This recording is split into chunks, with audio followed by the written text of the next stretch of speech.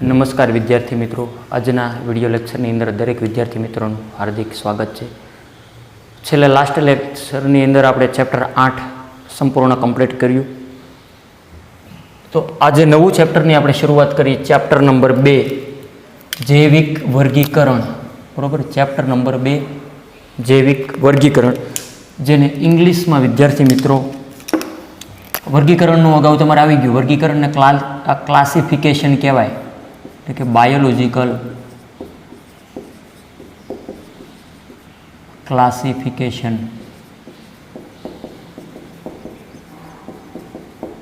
એટલે કે જૈવિક વર્ગીકરણ. તો આપણે યુનિટ નંબર 1નું બીજું ચેપ્ટર છે એ તમને ખ્યાલ હોવો જોઈએ. યુનિટ નંબર 1, યુનિટ નંબર 1 તો કે સજીવ વિશ્વમાં વિવિધતા નામનું યુનિટ છે આ. બરાબર, એની અંદર ચેપ્ટર નંબર 1, ચેપ્ટર નંબર 2, 3 અને 4 ચેપ્ટરનો સમાવેશ થાય. એમાંનું પહેલું ચેપ્ટર સજીવ વિશ્વ, સજીવ વિશ્વ, જેનો આપણે સંપૂર્ણ અભ્યાસ કરી લીધો. ત્યારબાદ બીજું ચેપ્ટર છે જૈવિક વર્ગીકરણ. ત્રીજું ચેપ્ટર છે વનસ્પતિ સૃષ્ટિ અને ચોથું ચેપ્ટર છે પ્રાણી સૃષ્ટિ.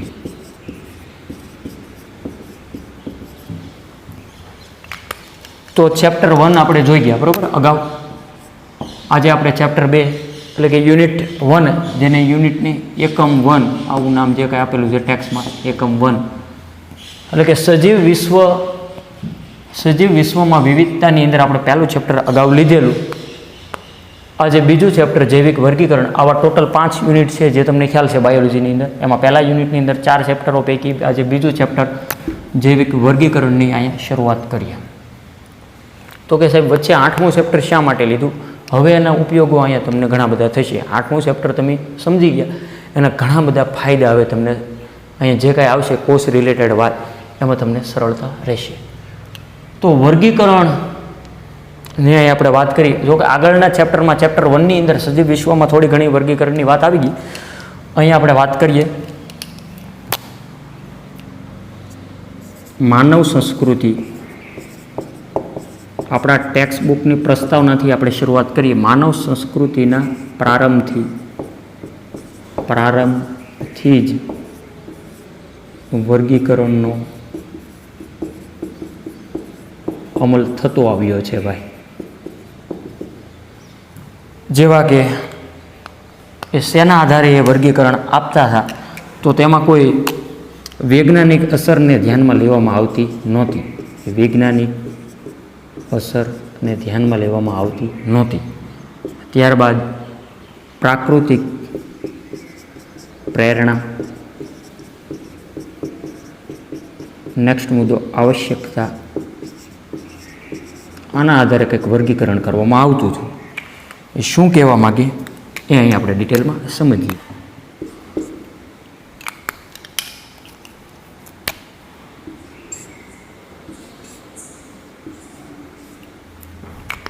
તો એની અંદર આપણે વાત કરવી હોય વિસ્તૃતમાં, તો એમાં ખોરાક આવશે. ખોરાક, પછી આશ્રય સ્થાન, અને ત્રીજી વાત કરવી હોય તો પહેરવેશ. આમાં ઘણાને તો એમ થતું હોય છે, આ સાહેબ બધું હવામાં ફાયરિંગ શરૂ કર્યું કે શું? અહીંયા આપણે વર્ગીકરણની વાત કરીએ એ દરેકને ખ્યાલ હોવો જોઈએ. જૈવિક વર્ગીકરણ, જેને આપણે ઇંગ્લિશમાં બાયોલોજિકલ ક્લાસિફિકેશન એવું નામ આપ્યું. એટલે કે વર્ગીકરણ એ કંઈ નવી બાબત નથી. એમ કહેવા માગે કે માનવ સંસ્કૃતિના પ્રારંભથી જ માનવ છે એ વર્ગીકરણ કરતો આવે. શરૂઆતના દિવસોમાં કેવું વર્ગીકરણ હતું? તો કે આગળ આપણે ચેપ્ટર 1ની અંદર આવી ગયું કે રોટી કપડાવાળું મકાન, આવું મેં શોર્ટકટ એક હિન્ટ તમને યાદ રખાવી હતી. જેવા કે ખોરાક, આશ્રય સ્થાન એટલે કે નિવાસ સ્થાન, અને પહેરવેશ. બરાબર, એટલે કે તે કોઈ વૈજ્ઞાનિક અસર આધારે નહોતું. જોવો અહીંયા મેં રેડ રંગથી અહીંયા ચોકડી દર્શાવી, જે પ્રાકૃતિક પ્રેરણા ને આધારે અને આવશ્યકતા જેવી જરૂરિયાત ઊભી થઈ એના આધારે વર્ગીકરણ કરવામાં આવ્યું. પણ જો ડિટેલમાં વાત આપણે કરવી હોય તો સૌ પ્રથમ વૈજ્ઞાનિક અસરને આધારે વર્ગીકરણ કરનાર, એ તમારે ખાસ યાદ રાખવાનું છે. સૌપ્રથમ વૈજ્ઞાનિક અસરને આધારે વર્ગીકરણ કરનાર છે એક વૈજ્ઞાનિક આવી રહ્યા છે. પ્રથમ વૈજ્ઞાનિક જેનું નામ છે એરિસ્ટોટલ. એરિસ્ટોટલ, ચાલો એરિસ્ટોટલ એ સૌપ્રથમ વર્ગીકરણ આપવાનો પ્રયત્ન કરેલો. આગળના ચેપ્ટરમાં આવી ગયું જેને આપણે ફાધર ઓફ બાયોલોજી કીધેલું, યાદ છે તમને? ફાધર ઓફ બાયોલોજી બોલે તો જીવ વિજ્ઞાનના પિતાનું બિરુદ મળેલું છે. આ ભાઈ કઈ સાલની અંદર થઈ ગયા એ પણ તમારે નીટમાં MCQ માટે થોડું ઘણું ઇમ્પોર્ટન્ટ થાય એટલા માટે અને ખાસ એનો સમયગાળો યાદ રાખજો. 384થી લઈ અને 322 BC. આ ભાઈએ આ ભાઈ એટલે કોણ? એરિસ્ટોટલે બરોબર, એરિસ્ટોટલે બે સૃષ્ટિ આધારિત વર્ગીકરણની પદ્ધતિ આપી. બે સૃષ્ટિ એટલે કે 2 કિંગડમ. એ બે સૃષ્ટિ કઈ કઈ આપી એ આપણે જોઈએ. નંબર 1 અને નંબર 2. આ ભાઈએ નંબર 1ની અંદર વનસ્પતિ સૃષ્ટિ અને બીજી સૃષ્ટિ આપી જેનું નામ છે પ્રાણી સૃષ્ટિ. ઓકે, તો કે સાહેબ આ શું કહેવા માગે? તો કે મેં કીધું એમ કે વર્ગીકરણ એ કોઈ નવી બાબત નથી. માનવ સંસ્કૃતિ જ્યારે સૌ પ્રથમ જ્યારે પૃથ્વી ઉપર અસ્તિત્વમાં આવ્યા હોય, ધીમે ધીમે ઉદ વિકાસ થતો હોય, આ બધી ત્યારની વાત છે, બરાબર. એટલે કે આ વર્ગીકરણનો ઇતિહાસ છે. એટલે કે માનવ સંસ્કૃતિના પ્રારંભથી માનવ વર્ગીકરણ કરતો આવે. શરૂઆતના દિવસોમાં એને વૈજ્ઞાનિક ઢબે તો હોય છે, એને ખ્યાલ જ ન હોય. એટલે જે પ્રાકૃતિક પ્રેરણાના આધારે એ વર્ગીકરણ કરતો. દાખલા તરીકે શરૂઆતનો માનવ હોય તો કે એ ફળ ખાતો હોય તો કે એવડો ફળ ખાતાની અંદર એ, બરાબર, કે શાકાહારીની અંદર તેની અંદર લઈ લીધો. માંસ ખાતો હોય તો માંસાહારીની અંદર લઈ લીધો, બરાબર. તો કે પ્રાકૃતિક પ્રેરણાની જેવી જેવી જરૂરિયાત ઊભી થઈ, આવશ્યકતા, એના આધારે વર્ગીકરણ કરવામાં આવ્યું. તો કે ખોરાકના આધારે કે શું ખાય છે, બરાબર. આશ્રય સ્થાન તો કે ક્યાં રહે છે? નદીમાં રહે, બરાબર, કે કોઈ સ્થળ ઉપર રહે, જલીય વગેરે જે કંઈ હવામાં ઉડી શકે, એના આધારે એનું વર્ગીકરણ કર્યું. પહેરવેશ તો કે શરૂઆતમાં માનવી છે એવડા પર્ણની ચાલ પહેરતો હતો, બરાબર, કે અન્ય કોઈ શિકારી પ્રાણીની ચામડી, બરાબર, એનું લેધર પહેરતો હતો. એટલે કે તેના આધારે વર્ગીકરણ કરવામાં આવેલું. હવે સૌ પ્રથમ વૈજ્ઞાનિક અસરને ધ્યાનમાં લઈને વર્ગીકરણ કરનાર હોય પ્રથમ, તો તેનું નામ છે એરિસ્ટોટલ. કોણ છે? ખાસ યાદ રાખજો, એરિસ્ટોટલ, જેને જીવ વિજ્ઞાનના પિતા તરીકે ઓળખવામાં આવે છે. જેનો સમયગાળો 384, બરાબર, જેનો સમયગાળો તમારે ખાસ યાદ રાખવાનો છે 384થી લઈને 322 BC. હવે આપણને સવાલ થાય કે સાહેબ આ BC શું છે? હવે તમને ખબર છે હાલમાં ઈસવીસન પ્રમાણે હોય છે કે 2020, બરાબર, એટલે કે 2020 વર્ષ થયા. શરૂઆતનું 0, 2020 પછી આમ આગળ રિવેસમાં જાઓ, બરાબર, તો રિવેસમાં જાઓ તો 2019, 18, 17 જે કાંઈ આવતું હોય ધીમે ધીમે હાવ 0 એ વ્યા જાઓ. ત્યાંથી 2000 હવે આગળના વર્ષો મૂકી ગયો 2000, અને ત્યારબાદ પછીનો સમયગાળો એટલે 322થી લઈને 384 સમયગાળો, જેને આપણે હંમેશા કોઈ પણ વર્ણન છે આપણી ભાષામાં ડાબેથી લઈને જમણી બાજુ થતું હોય, આ જમણીથી લઈને ડાબે બાજુ લખાતું હોય, બરાબર. એના ઘણા બધા નિયમો છે, આપણે અત્યારે યાદ રાખવાનું છે. 322થી લઈને 384 BC આ રીતના આને વંશાય અને લખાય. હવે બે સૃષ્ટિ આપી તો કે સૌપ્રથમ આપણે ચેપ્ટર 1ની અંદર આવી ગયું, જાતિથી લઈને સૃષ્ટિ સુધીનો ક્રમ આવી ગયો તમારે. જાતિ, પ્રજાતિ, કુળ, ગોત્ર, વર્ગ, ઉપવર્ગ, સમુદાય, શ્રેણી, વિભાગ જે કંઈ આવી ગયું. જાતિ પછી પ્રજાતિ, કુળ, ગોત્ર, વર્ગ, વિભાગ કે સમુદાય, અને છેલ્લે સૃષ્ટિ. ઇંગ્લિશમાં આને આપણે કિંગડમ આવે નામ આપેલું. બસ એની અંદર આગળ વધારો કર્યો અહીંથી કે એરિસ્ટોટલે સૌપ્રથમ દ્વિસૃષ્ટિ એટલે કે બે સૃષ્ટિ આપી, વનસ્પતિ સૃષ્ટિ અને પ્રાણી સૃષ્ટિ, બરાબર. વનસ્પતિ જેવા એને જે કાંઈ લાગ્યા હોય એને વનસ્પતિ સૃષ્ટિમાં મૂકી દીધા. પ્રાણીઓ જેવા જે કાંઈ હોય એમાં કૂતરા, બિલાડી, માનવ જે કાંઈ પ્રાણીઓ લાગ્યા છે, હજી વિસ્તૃતમાં નથી કીધું કે આ દરિયાઈ છે કે આવડું સ્થલીય છે કે જલીય છે કે જે કાંઈ છે, એવા જે વિસ્તૃતમાં હજી એને ભાગ આપ્યા નથી. બસ શરૂઆતનું વર્ગીકરણ આ રીતના થયેલું એમ કહેવા માગે. એમાં વનસ્પતિ સૃષ્ટિ અને પ્રાણી સૃષ્ટિ. અને વનસ્પતિ સૃષ્ટિની જો અહીંયા આપણે વિસ્તૃતમાં વાત કરી હોય તો એણે જે 3 પ્રકારમાં ડિવાઈડ કરી, બરાબર, એ 3 એ ખાસ યાદ રાખવા જેવો છે. સૌ પ્રથમ વનસ્પતિના બાહ્ય લક્ષણો ધ્યાનમાં લીધા. એમાં છોડ આવશે, સ્તૂપ આવશે અને વૃક્ષ આવશે. એ શું કહેવા માગે? દાખલા તરીકે એવી વનસ્પતિ જે ખૂબ જ નાની કક્ષાની છે, દાખલા તરીકે પાલક છે, મેથી છે, બરાબર, કે તુલસીનો છોડ છે, એ બધા એને આપણે છોડ કહીએ નાની કદની, બરાબર બરાબર. ત્યારબાદ વૃક્ષ છે એ ખૂબ મોટા કદની, દાખલા તરીકે આંબો છે, પીપળો છે, વડ છે, ઘણી બધી ઊંચાઈ ધરાવે તો એને વૃક્ષ કહેવાય. આ નહીં નાની નહીં મોટી વચ્ચેના કદની છે જેને સ્તૂપ કહેવાય એમ કહેવા માગે. અગાઉ જો કે પ્રાઇમરીની અંદર આવે છે અને જે ડેફિનેશન પરફેક્ટ, તો કે 5 ફૂટથી 0થી લઈને 5 ફૂટ સુધીની ઊંચાઈ ધરાવે છે એને છોડ કહેવાય, બરાબર. જે 5થી લઈને 15 ફૂટ સુધીના હોય એને સ્તૂપ કહેવાય, ને 15 ફૂટથી વધારે અપ હોય એને વૃક્ષની અંદર સમાવેશ થાય. આ તો વધારાની માહિતી આપી, પણ અહીંયા આપણે યાદ રાખવાનું છે છોડ એ નાના કદની વનસ્પતિ, સ્તૂપ છે એ મધ્યમ કદની, વૃક્ષ છે એ ખૂબ જ મોટા વિશાળ કદની વનસ્પતિ છે. આના ઉદાહરણો ઘણા બધા હોય.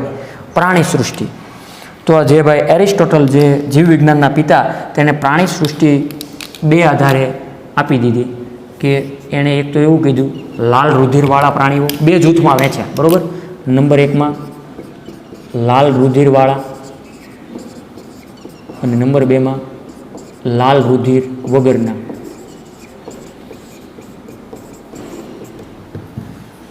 લાલ રુધિરવાળા કે પ્રાણીઓ તો કે 2 પ્રકારના પ્રાણીઓ છે એવું એને ડિટેલમાં કીધું, બરાબર. અહીંયા વનસ્પતિનું શું ડિટેલમાં કીધું કે 3 જૂથ ધરાવતા હોય, સૌથી નાના કદની, મીડિયમ કદની અને મોટા કદની. જ્યારે પ્રાણીનું તો કે લાલ રુધિરવાળા અને લાલ રુધિર વગરના. દાખલા તરીકે કેટલાક એવા મચ્છર છે એ લાલ રુધિર વગરના હોય, બરાબર. અહીંયા કોઈ ઉદાહરણ એને આપેલા નથી. હવે આગળ આપણે વાત કરીએ થોડીક ઇતિહાસની અંદર જ તો બીજા વૈજ્ઞાનિક આવે છે લિનિયસ. કોણ આવે છે? લિનિયસ.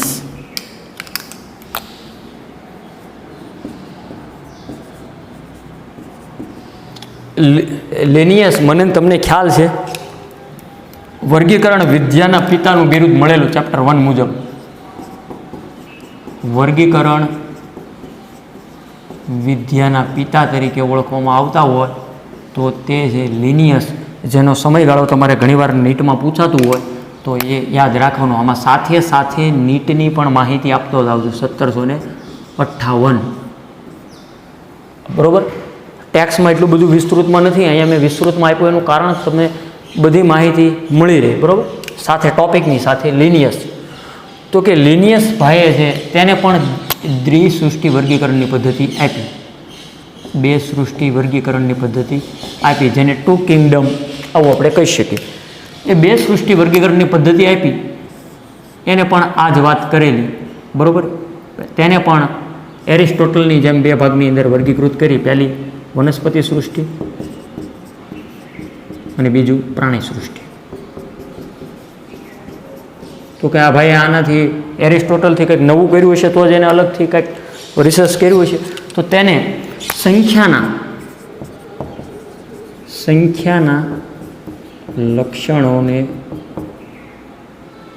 લક્ષણોને આધારે વર્ગીકરણ કર્યું. કોણે?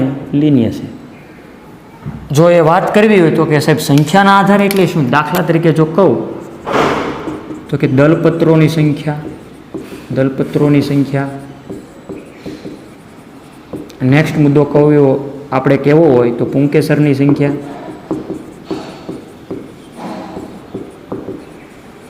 કે સ્ત્રીકેસરની સંખ્યા.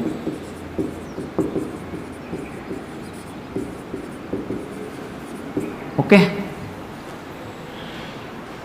અહીંયા આ ભાઈએ સંખ્યાના લક્ષણો ધ્યાનમાં લીધા. દાખલા તરીકે હું અહીંયા દર્શાવી જ દઉં કે એક જે પુષ્પ અહીંયા દર્શાવું, થોડુંક વધારે રસપ્રદ થાય એટલા માટે.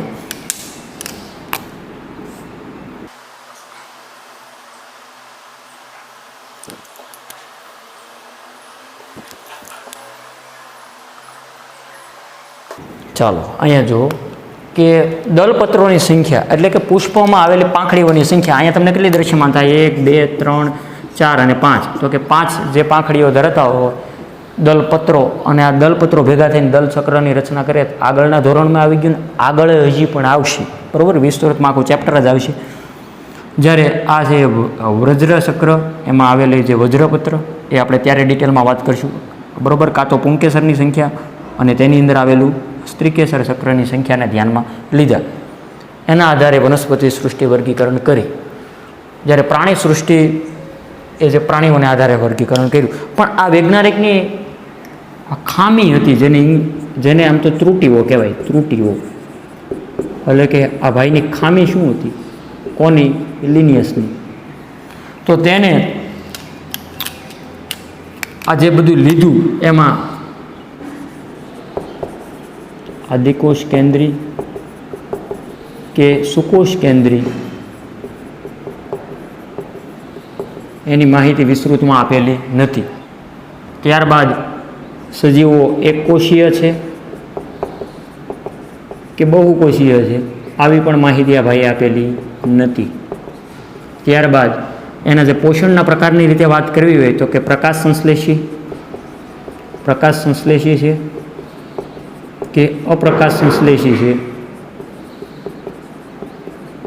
આવી પણ આ ભાઈએ વાત કરેલી નથી, બરાબર. એમાં ખાસ જે મુદ્દા હોવા જોવે એને અહીં આપણે થોડીક હાઇલાઇટ કરી.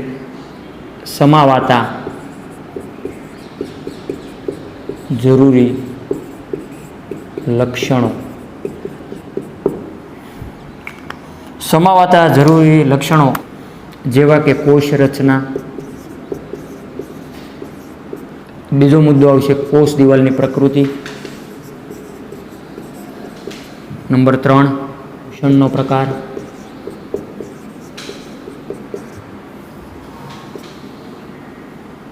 નૈસર્ગિક નિવાસસ્થાનો.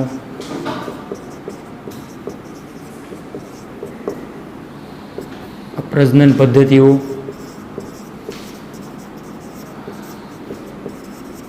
લાસ્ટ મુદ્દાની વાત કરવી હોય તો ઉદ્વિકાસીય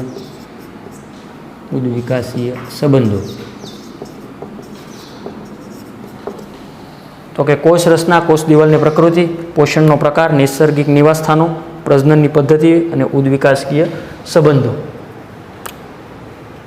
અહીંયા એમ કહેવા માગે આ જે લિનિયસ છે, જે વર્ગીકરણ વિદ્યાના પિતા, તેને દ્વિસૃષ્ટિ, બે સૃષ્ટિ વર્ગીકરણ જ્યારે એણે કર્યું, વનસ્પતિ સૃષ્ટિ અને પ્રાણી સૃષ્ટિ, તો કે વનસ્પતિમાં તેને સંખ્યાના લક્ષણો ધ્યાનમાં લીધા. જેવા અહીંયા મેં તમને ઉદાહરણ વ્યવસ્થિત સમજાવ્યું.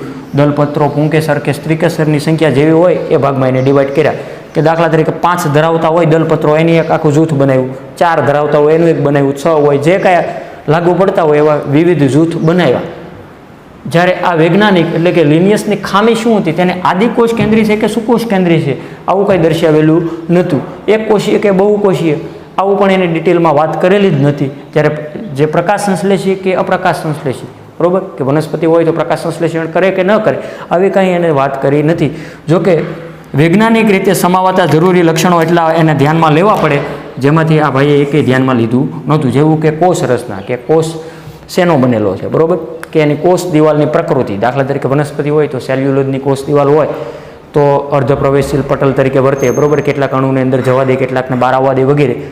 નેક્સ્ટમાં પોષણનો પ્રકાર, સ્વયંપોષી છે, વિષમપોષી છે, બરાબર. એ નૈસર્ગિક નિવાસસ્થાનો કઈ કઈ જગ્યાએ જોવા મળે તે, અને પ્રજનનની પદ્ધતિઓ, બરાબર, જે કાંઈ વનસ્પતિ પ્રાણીમાં અલિંગી પ્રજનન, લિંગી પ્રજનન જે લાગુ પડતું હોય, અને ઉદ્વિકાસકીય સંબંધો, કે સૌ પ્રથમ કઈ વનસ્પતિ અસ્તિત્વમાં આવી, બરાબર, અથવા કે કયા સજીવો સૌ પ્રથમ આવ્યા પૃથ્વી ઉપર, ત્યારબાદ દ્વિતીય, તૃતીય અનુક્રમે, બરાબર. જો આપણે આપણા પૂર્વજો યાદ કરીએ તો કે વાનર, એના પહેલાંના આદિમાનવ, બરાબર, એટલે સૌ પ્રથમ કોક તો અસ્તિત્વમાં આવ્યું જ હશે, બરાબર. હવે આ લિનિયસ વૈજ્ઞાનિક ત્યારબાદ આવશે. ત્રીજા વૈજ્ઞાનિકનું નામ છે અર્નેસ્ટ હેકલ. શું નામ છે? Ernst Haeckel. જેનો સમયગાળો તમારે યાદ રાખવા જેવો છે. 1866ની અંદર કંઈક વાત કરી. અર્નેસ્ટ હેકલ નામના જે સાયન્ટિસ્ટે ત્રણ સૃષ્ટિ એટલે કે 3 કિંગડમ વર્ગીકરણની પદ્ધતિ આપી. આ 3 સૃષ્ટિમાં કોનો સમાવેશ થાય એ આપણે જોઈએ અહીં ડીપમાં. તો એ 3 સૃષ્ટિની અંદર નંબર 1, નંબર 2 અને નંબર 3, આ નંબર 2 અને 3 એ તો સેમ જ રહેશે, વનસ્પતિ સૃષ્ટિ અને પ્રાણી સૃષ્ટિ.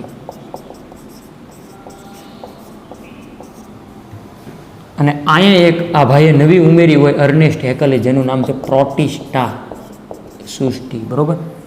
પ્રોટિસ્ટાની અંદર કોનો સમાવેશ થાય? તો કે બધા જ એક કોષીય